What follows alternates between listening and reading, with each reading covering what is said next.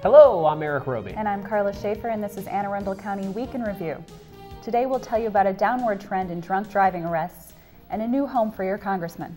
Making headlines around the county, for the 42nd year in a row, the tall sails have descended on Annapolis. The boat shows are here and retailers are ready to show their wares. It even looks like the weather might cooperate after soggy outings the last couple of years. The US Sailboat Show from October 6th to the 10th attracts more than 50,000 boating enthusiasts from around the world to the waterfront of historic Annapolis, home of the US Naval Academy. This is the place to buy, sell, or I guess in my case, dream. The event is full of other attractions like seminars, giveaways, food, and demonstrations. Regular admission is $17 and kids are $4. You can also purchase a VIP package for $35, which features smaller crowds on Thursdays. It's so that people who really want to make a purchase can get more individual attention. The following week is the US Powerboat Show from October 13th to the 16th. Both shows are the oldest and largest new in-water boat shows in the world. For more information on the boat shows, you can visit www.usboat.com or call 410-268-8828 to purchase tickets. This year's show will feature 310 floating docks in order to accommodate bigger boats at the city dock. It should be quite a show. All right, Karla, let's put our political hats on for a second for this next story. And I'm going to start out with a little trivia. All right. Can you name the congressman that lives in Anne Arundel County? I cannot name a congressman that lives in Anne Arundel County. Take a guess. Think of your congressman out there. I don't know. And see who it might be. I know John Sarbanes lives up in Baltimore County. That's correct. I'm not sure where Andy Harris lives. Who lives in our county? Well, the answer is easy. No one. So I'll stop you right there. We don't have a congressman that lives in Anne Arundel County, folks, which is kind of unusual. The reason is because the county is carved up into 4 congressional districts. That's right, 4 congressional districts. Now, you mentioned John Sarbanes. Sarbanes lives right up here in Baltimore County, but represents the 3rd congressional district. It looks like paint splatter if you're looking at the maps sometimes. Let's say, for example, if you lived in Reisterstown, all the way up north of Towson, you're in the same district as someone in Annapolis or Glen Burnie, but you're not in the same district as the folks on the Broad Neck Peninsula. Well, folks, if that's about as clear as mud, it's about to get even worse. A new plan under consideration would move almost all of the districts represented by John Sarbanes in the county into a district shared with Prince George's County. To put it simply, if you live in Severna Park and your representative is John Sarbanes, all of a sudden you could be in District 4, which is currently occupied by Congresswoman Donna Edwards. This is all part of the redistricting done every decade in the state. If you'd like to try to make heads or tails of this process for yourself, go to www.ndp.state.md.us/redistricting/2010. If you want to weigh in on the proposal, you'd better hurry up, folks. Comments are due by October the 11th. Well, on to something a little less confusing is the strong sense of community we have here in the county. This week, Mark Chang shines through with a community spotlight on Partners in Care in Pasadena, which has a fundraiser coming up soon. Mark? Thanks. I'm out here on this beautiful day in September over to Partners in Care over in Pasadena, and it's right off Ritchie Highway, and the intersection is East-West Boulevard. And with me today, I have Mrs. Barbara Houston, who's one of the co-founders and the CEO of the organization, and I also have Mrs. Sandy Jackson, who's also one of the co-founders and a board member of the organization. Ladies, I just want to thank you both for coming on to the show. For folks out there who don't know what the organization does, their main mission is to help folks who are older in our communities to stay independent in their homes. And first of all, I'd like to ask you, Barbara, heard many interesting things about the time banking concept. Absolutely. What is that? It's a very interesting way that we run our program, and it's really celebrating the reciprocity that goes on in every community to get the job done. So that means that everybody has gifts and talents, including older adults, and we have people who drive for us but may need some help with handyman services. They bank their hours, and they don't feel like they're asking for something outrageous when they ask us to help them with handyman help. Or we have several people who are in their 90s who help us with office work, and they earn time in the bank and feel perfectly comfortable when they need a ride or they need some extra help to stay in their home. I always see your folks out there in the community. About how many folks do you have working for you as volunteers in the community?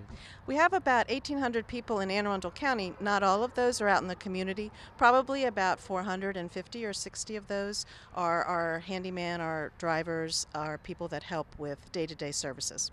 Great. And shifting away from your base of volunteers, your army of volunteers actually, we're over here standing in front of the boutique store, and it's very nice, a lot of cool looking things in there. As a matter of fact, when I finish up here, I'm going to take a look and maybe buy something. But could you tell the folks out there what about the boutique and this resale store? Sure. The boutique is a thrift store, and it's perfect for us because it allows people also to donate items, get credit in their bank so that they can get help that they need. But it's a large part of what supports us every day to do what we do. And so we are always asking the community for donations of gently used or new items that we can sell in our thrift store. And it's a very busy place. It's about 25% of our income. Wow, that's a huge amount of revenue right there. Well, we wish you the best of luck with the continuous sell in this store here. With fall upon us, understand there's a fall festival coming up. Absolutely. There's a fall festival on October 22nd. That's a Saturday, and we're going to have a fun run. It's only a mile, but it's going to be, might have a partner who's in a wheelchair or a walker, and there will be prizes as well as scarecrows being built, some pumpkins. The Kiwanis are going to be here selling their apples, and everything in the boutique will be 50% off. So we encourage people to come out, sign up for the run to help the program, and then also to come and shop.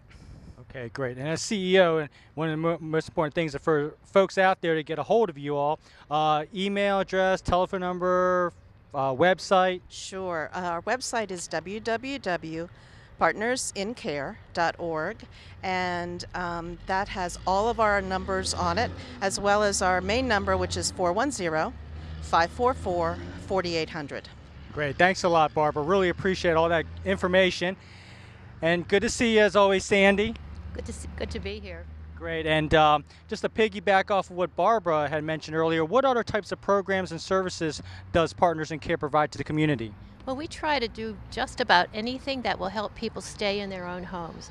The biggest part of our program features transportation, because when you're older and can't drive anymore, especially in a place like Anne Arundel County, which doesn't have a lot of public transportation, you can really be stuck in your own house. And that makes for isolation, unhappiness, bad health because you can't get to the doctor, can't get good groceries.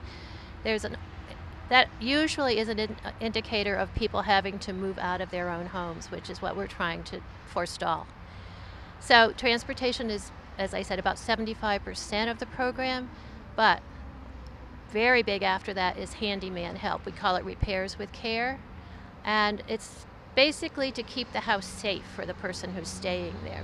We do a lot of things like replacing overhead bulbs and putting lighting outside so that people stay safe and they know what's going on out there. Small things most of the time, but important. Then we have the boutique, which Barbara already talked a lot about and is very important to our stability, actually, financially, and also gives our volunteers a place to volunteer, which is what she talked about. The other things are we have Lifeline, which is very important to some people who are alone.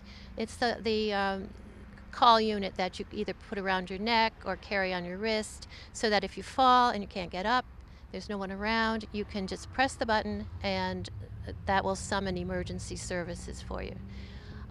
We have emergency kits, which are put together by community members and given to our isolated people who maybe would be out of power for a long time after a big snowstorm or a hurricane or an earthquake or whatever else we might have going on for this week. But we do experience long power outages, and so this kit contains a 3-day supply of non-perishable food and drink items, and radio, battery-powered radio, and also I think a whistle was the last thing we were putting in there so that most older people can't yell real loud, but they still can use a whistle. So that would be for summoning assistance. Anything that we would be able to do to help somebody stay in their home is what we try to do. We've taken dogs to the vet. We've taken people, we've programmed their VCRs so they can tape their favorite shows if they have two going on at the same time. All those things that perhaps they wouldn't be able to do for themselves. Okay, great. Thank you very much, Sandy. And you mentioned about the emergency kits out there, and especially with the recent hurricane that we had and the flooding. I had the opportunity to work over in the Emergency Operations Center for the county. I know that those kits have been very useful in helping folks out. And, you know, for people out there watching, they're hearing about the drivers, the handyman, and other types of opportunities that are available. I know I'm not that great of a handyman, but what type of other, like, how can people get involved? Like, what kind of skills you're looking for? We try to use any skills that people tell us about. Even if you speak a foreign language, you never know when we're going to have call for somebody to translate something. It really has happened a couple of times. Somebody had, when you become a member, we ask you what you think your skills are, and then we have those in our computer. We had a bunch of visitors come from Russia at one point, and they didn't speak much English. They had a translator with them, but you know how awkward that can be. So, you know, one translator, 20 people, that's kind of hard. So we put out the word. We looked at our computer bank. We actually had a volunteer who spoke Russian, and she came in and helped us with that meeting and had a ball doing it. You can imagine what that was like. We all had a good time as a result. So it's almost anything that you think you might be able to help with. Okay, great. A lot of technical skills, social skills, soft skills. We have people helping with computers all the time. That's really that's an emerging field right there. So that's really important. Great. And as you know, and as you know too, the baby boomer population is ever increasing in this county. And I understand there's a conference on aging coming up. There is. It's called the 2011 Baltimore-Washington Conference on Aging, Trends for the Next Generation. And basically what we're trying to do here is present new trends for old problems. Transportation will be big, again, what's new on that field. Housing options, either in your own home, what new assistance is available, you know, new technologies coming out all the time in that field. And if you mustn't stay in your own home anymore, if you have to move, what are your options there? New trends in vitality and aging, just everything new on the field of aging.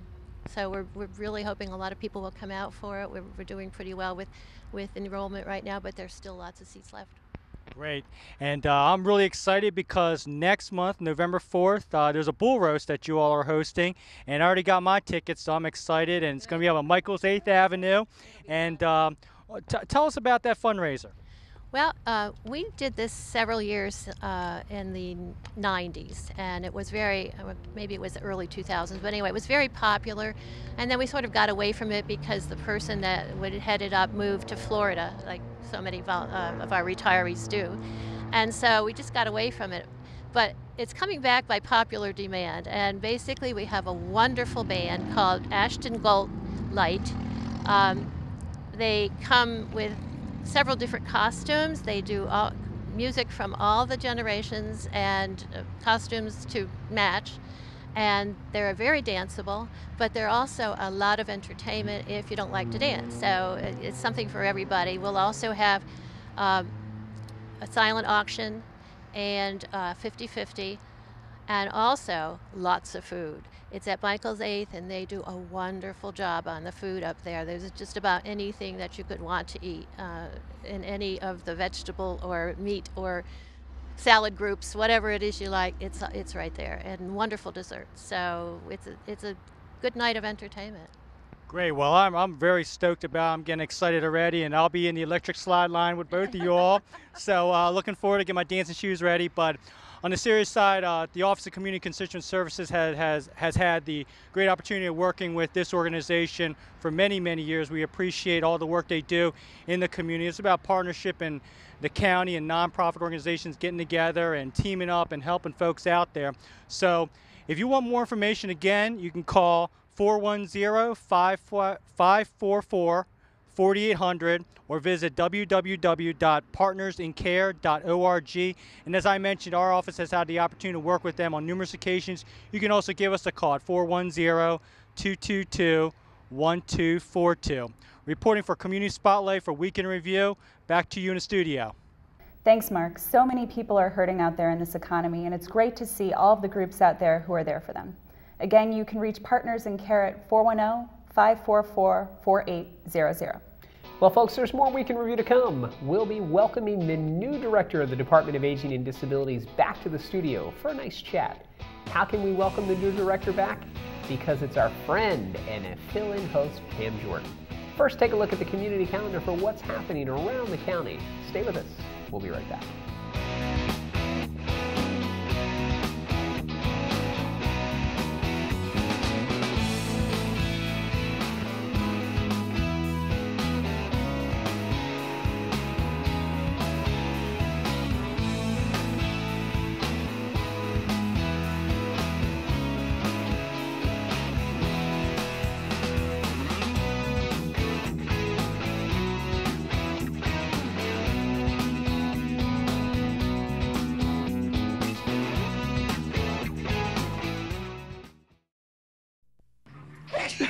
It's cold and flu season, and the last thing you want is to be sick or make others sick.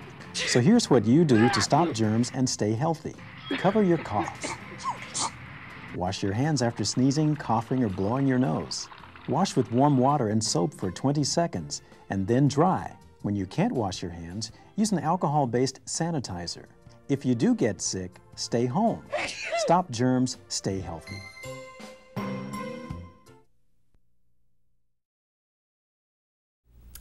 And welcome back, folks. Well, we are honored and privileged to be joined today by someone that everybody that watches Week in Review has to know who she is. Of course, it's Pam Jordan, our new director of the Department of Aging and Disabilities and former host of Anne Arundel County Week in Review. That's right. I've just been in almost every county department I think there is out there, just about. I think you have in your 25 years of service, 26 years 27. of service? 27 years at of Thanksgiving, service yes. to Anne Arundel County Yeah. residents. Pam, thanks for joining us. Thank you. And thank you Pleasure. for your wonderful appointment to the director's position at the Department of Aging and Disabilities. And I tell you, looking at the Department of Aging and Disabilities, most people that see our department, they think of our senior centers because it's right out there on the forefront. Right. They think of all the great services we provide at 7 of our centers. Correct. Throughout the county. And they also see the disability side of it, what we do to enforce Title II of the Americans with Disabilities Act. Exactly. But there's much more to the senior center and the Department of Aging. Absolutely, absolutely. One thing that's important is that we are a Maryland access point.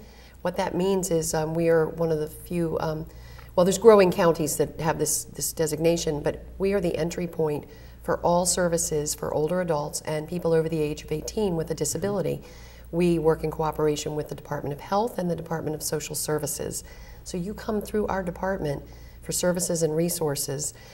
You can access certain things like an adult evaluation, where we actually have a nurse or a social worker come to your home and help you identify resources. Often we get that call from family members or loved ones who want to have their family member evaluated for services and resources. Of course, we have our nutrition program.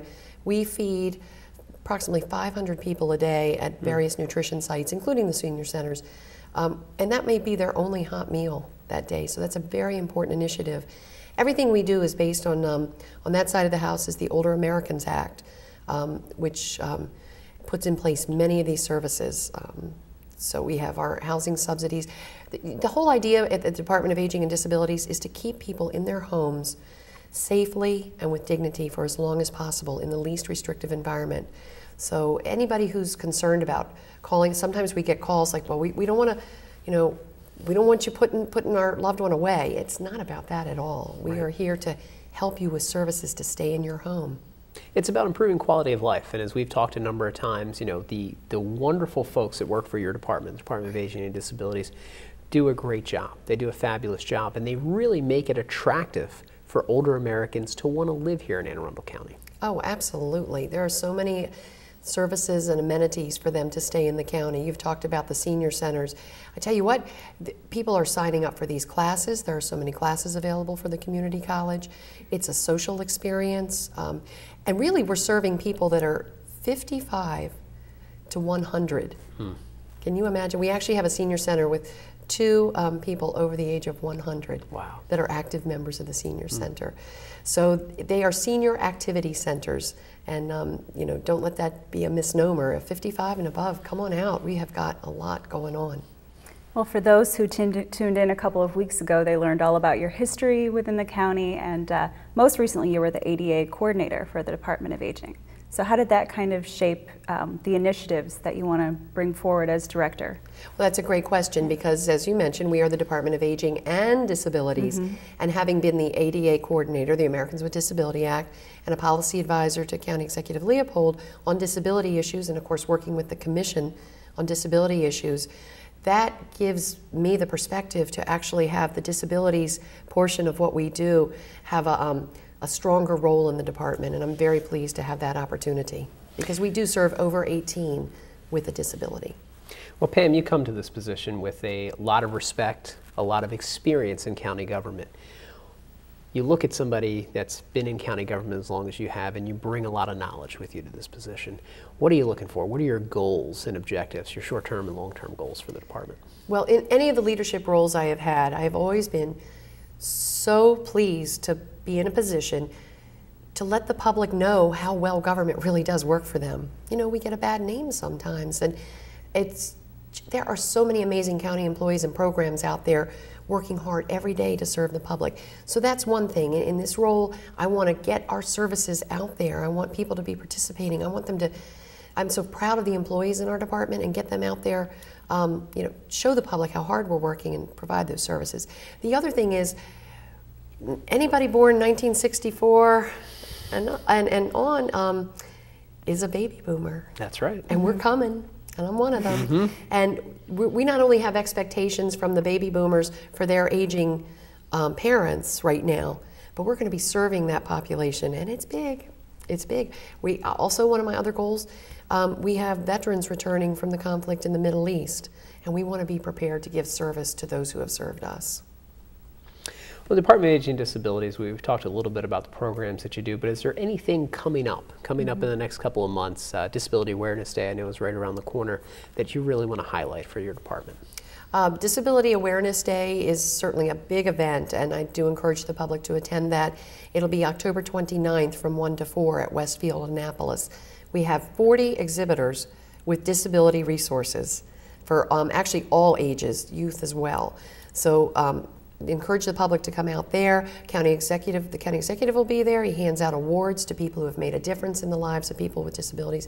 That's a great event.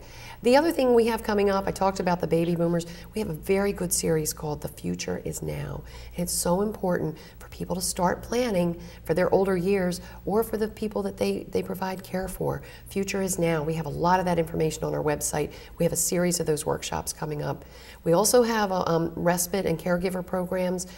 So often people try to take care of their husband or their wife. Their health is failing. They might be frail. It's a very difficult position to be in as you age in place in your home with your spouse. So we have a lot of respite and caregiver programs coming up. Well, I can't let you get off the stage, Pam, without talking about one of my favorite things about the Department of Aging and Disabilities, and that's the shows that they put on at the senior centers, folks. You guys do a wonderful job. They've got this group called the Showstoppers down in South County. They do Senior Idol. They do a pool tournament up at the Pascal Center. Just a lot of fun stuff. Tell us a little bit about those interesting concepts. Well, one of my favorite things is the newlywed game that they play. That's wonderful. It's just a way for older adults, and I'm talking 55 and above, remember, to stay active and engaged in the community. But yeah, the Showstoppers are great. We're always doing events for the public. We have flea markets coming up at all of the centers. They are very, very active centers. So encourage anybody to get out to the 7 of them. They're on our website. But come and get involved. I mean, a lot of good people out there. Get out there and get involved, and send us your questions for the next Newlywed Game, folks. We want to hear what you want the seniors of Anne Arundel County to ask in the Newlywed Game. Yes. Pam Jordan, Director of the Department of Aging and Disabilities, thanks for joining us again today, and we like having you back here in the hot seat. Thank you. It's a pleasure to be here. All right, folks, that'll do it for this interview, but stay tuned because we've got more Week in Review when we return from these messages. We'll be right back. I'm an electronics engineer. I'm an agricultural economist. My work matters to America's defense. My work matters. The talent pool of individuals with disabilities is 20 million strong. Become one of the many Maryland employers who have hired people with disabilities. See the possibilities, create opportunity. Because work matters. Visit mdod.maryland.gov. Welcome back. On October 2nd, 2011, at approximately 8:40 p.m., officers from the Northern District responded to the Friendly's restaurant located in the 400 block of Crane Highway for a report of a robbery. Joining us now is Public Information Officer Justin Mulcahy with further details on the investigation. Justin. Thanks, Eric. When officers arrived on scene, they spoke with several witnesses who reported that at least 2 male suspects entered the restaurant and announced a robbery.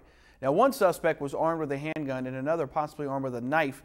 Preliminary investigation revealed that the suspects took an undisclosed amount of money from the business, along with money and personal items from the patrons in that restaurant. Now, during the robbery, it appears one patron may have resisted the demands of the suspects, but it's unclear exactly what happened there during the incident. What we do know is that patron suffered a laceration to the torso. 2 suspects fled with another suspect who was outside the business, possibly acting as a lookout. Numerous officers and a K-9 unit, with the assistance of the aviation unit, canvassed the area but were unable to locate the suspects at this time. The adult male victim was transported to shock trauma for treatment of what was deemed to be non-life-threatening injuries.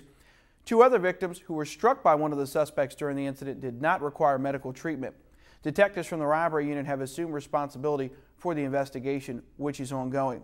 Now for a description of the suspects, the first is described as a black male in his 20s, about 6 feet tall with a thin build, wearing a black ski mask and dark clothing. Second suspect, a black male in his 20s, about 6 feet with a thin build, wearing a black ski mask and dark clothing. The third suspect is only described as a black male. There's no further description at this time. We're going to move on now to our second incident. That one took place on September 30th, about 7:15 p.m. That's when detectives from the Eastern District PACT unit, that stands for Police and Community Together, along with assistance from the Special Operations Section, they executed a search and seizure warrant that was targeting drug violations taking place at 721 Duval Highway in Pasadena.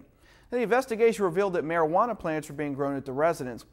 Upon searching the residence, 3 marijuana plants measuring in excess of 5 feet each were discovered growing in the rear yard.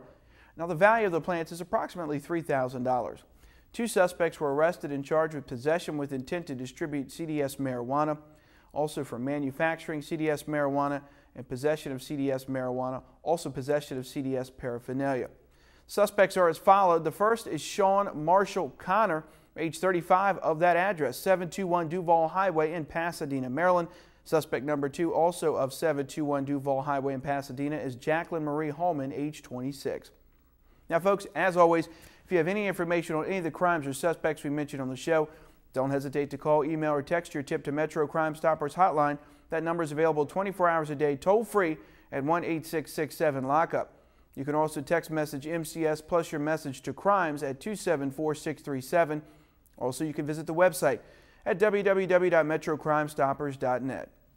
Remember, phone calls are not recorded and callers remain anonymous. You might even be eligible for a cash reward of up to $2,000. Back to you, Eric. Thanks, Justin. We also have some good news to report to you from the Maryland Gazette newspaper about drunk driving. According to the Gazette, arrests are down 22% this year. Police were hopeful that the numbers were a result of effective saturation patrols and less people driving drunk on our roadways. County police conducted 176 special patrols last year and 6 sobriety checkpoints. This week, the Anne Arundel County Fire Department responded to 1,351 calls for service. This included more than 1,018 emergency medical calls and 102 fire calls. This week, 2 people were seriously injured in 2 separate accidents in the county. With us now to tell us more about these incidents is Division Chief Michael Cox of the Anne Arundel County Fire Department. Chief. Thanks, Karla. The first incident occurred around 11 a.m. on Tuesday, September 27, 2011, when Anne Arundel County firefighters responded to a reported motor vehicle collision in the area of Route 3 and Wallchapel Road in the Gambrels area of the county. The first unit to arrive on the scene reported a single vehicle accident involving a bicyclist.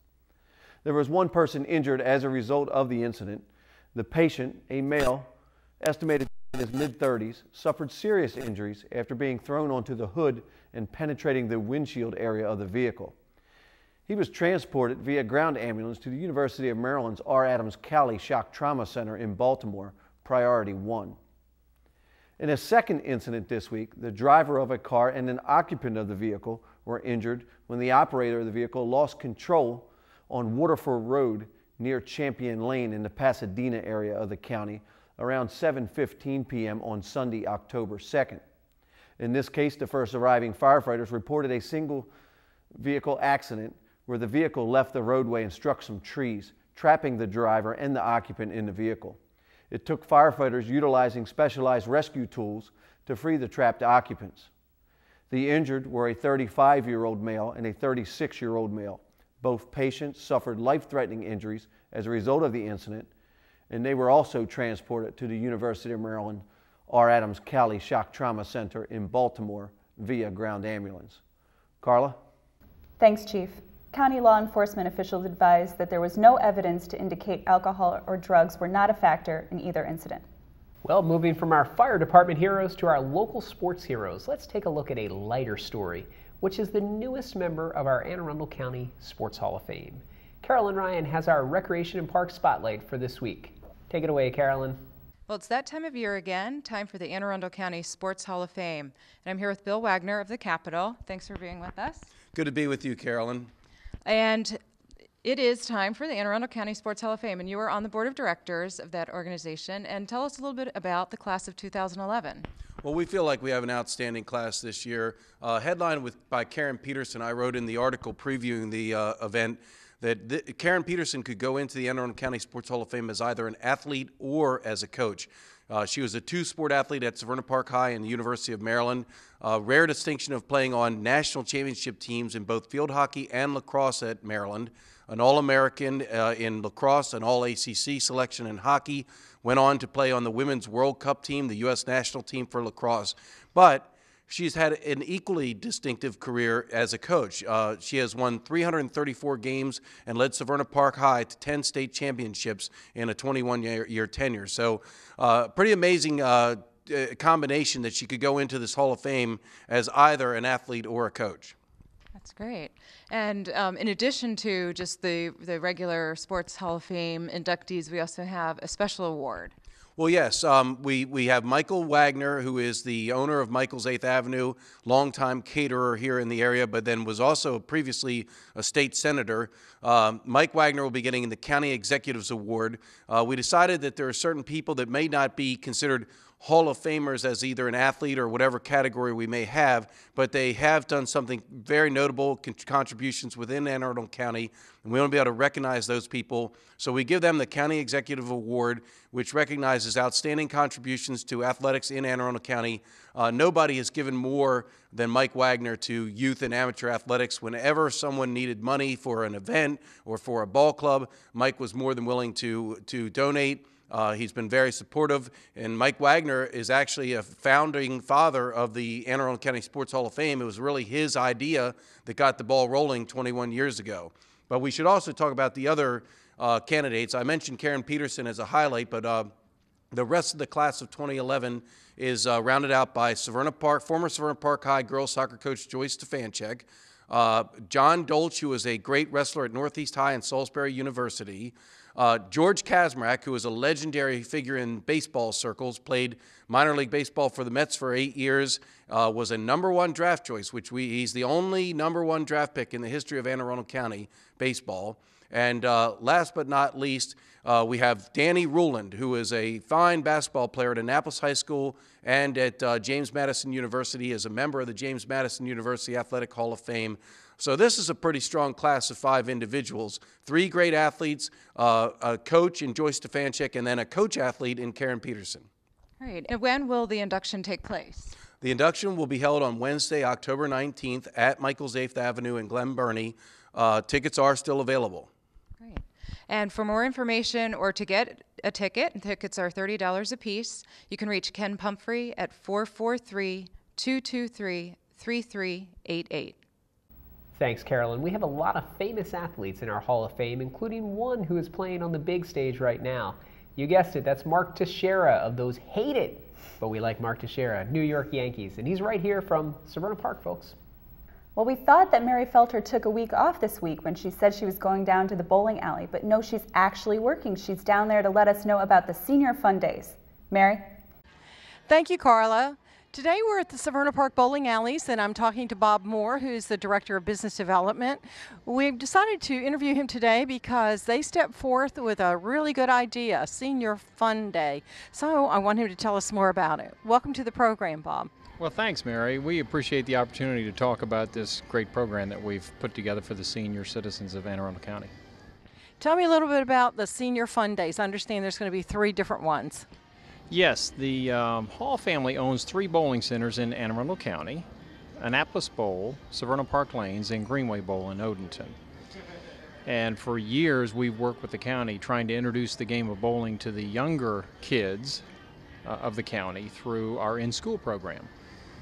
Now that program, we actually have brought bowling kits into all of the elementary and middle schools throughout the county, over 100 schools, and introduced the game to thousands of the younger kids. So with that in mind, we thought, why not approach the older kids? Some of them haven't done this for quite some time, and it's a good physical activity, correct? It really is. Health and fitness is important to all of us, most especially as we get older. And not only is the bowling center a fun atmosphere to be with family and friends, but there really are good health and physical fitness benefits.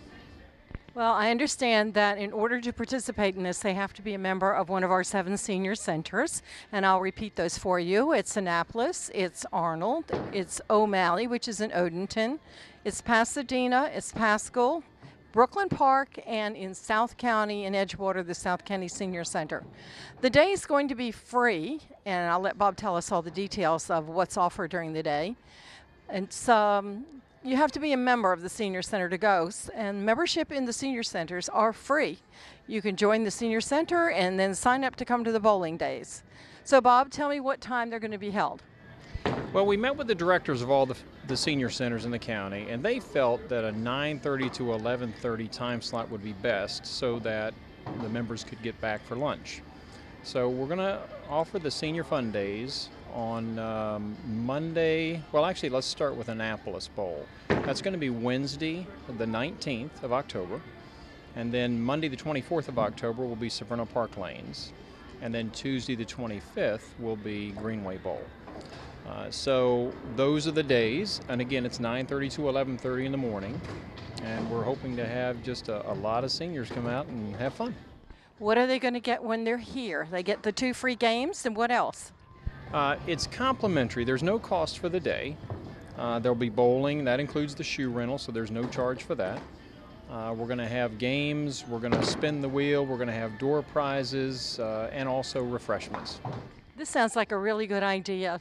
I want to remind people, sign up at your senior center, and you can find out more about where it's located. You can go to our webpage, which is www.aacounty.org/aging, and scroll down and you'll find the senior centers. Or you can call us at the Department of Aging at 410-222-4464 and ask to speak to someone about a senior center.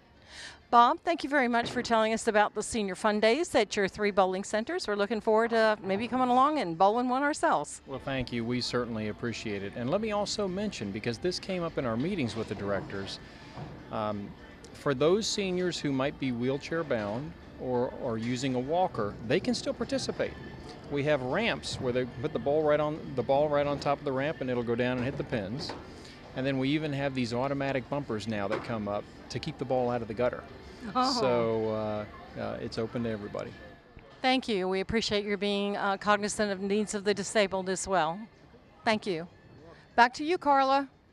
Thanks, Mary. Well, I bet a lot of those folks can bowl better than Erik can. What are you trying to say here? Just because my 3-year-old beats me every time we go duck pin bowling, I can't bowl? I bet you I could take out... They've been practicing during the hurricane. I can take out senior citizens in bowling. Come on. Shh, don't tell anybody. Don't tell anybody. But that's an interesting segue to lead me to one of our stories that we had on here about Friendly's. Did you see that story about the robbery at Friendly's? I did see that story about the robbery at And Friendly's. did you see this week that Friendly's filed for bankruptcy? I can't believe it. I hear so you don't sad. like Friendly's. I'm not the biggest fan of Friendly's. I'm What sorry is to our not- viewers out there what is not to who like might about own a Friendly's? Friendly's franchise. Or What love is not to Friendly's. like?